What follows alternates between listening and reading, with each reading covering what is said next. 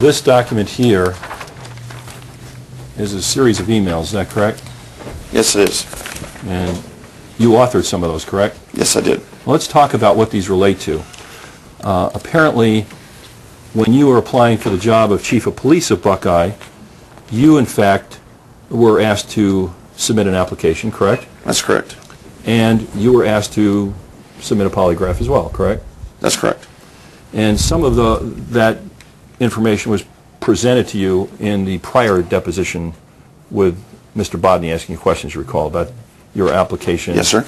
And that's where, in fact, I think in the exhibit, in items just off the top of my head, I think it was like 31 and 32 or something like that, there was an issue that arose in that deposition about whether, in fact, you were being untruthful in saying that you had never committed any acts that could be a felony and that you had stated all information that would be pertinent and relevant to your application. You recall that? I believe so. So yes. I'm not going to go all over into that, okay? Just saying that by way of lead-in so you know what we're talking about at least, okay?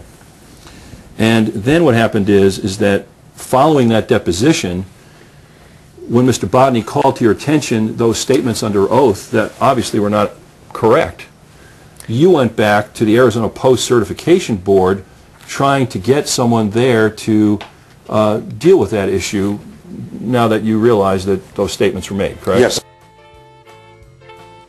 Yes. Page 3, sir. Fourth paragraph. Is this the same Steve Jacobs, from what you understand, as the Steve Jacobs who's the compliance specialist that you went to at the Arizona Post Board after your deposition? Could possibly be. I honestly don't know. It says in exhibit number 65, Steve Jacobs said, "We need a new sheriff. Dan Saban is the man we need to fill that seat." You see that? Yes, I do. And he stated that in a public forum, correct?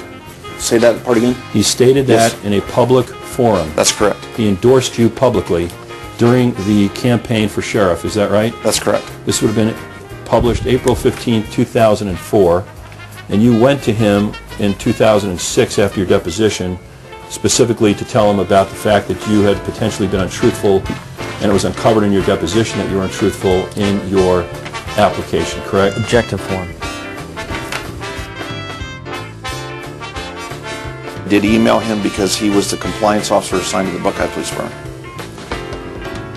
You knew that he had a conflict of interest, didn't you? I honestly don't know if these two Steve Jacobs are the same ones. I honestly don't know that.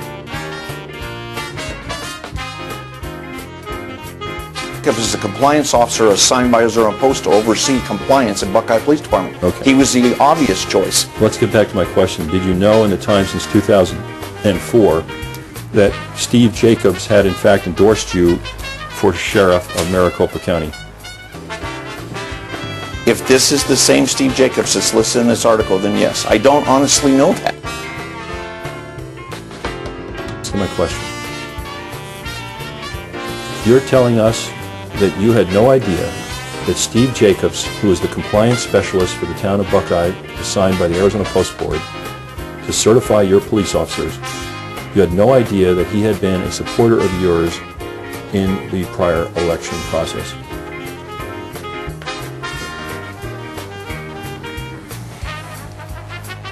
I'm confused by the way you're asking if he was a supporter. The Steve Jacobs that I wrote this email to, yes, I know who he is. And I know he supported the campaign. Thank you.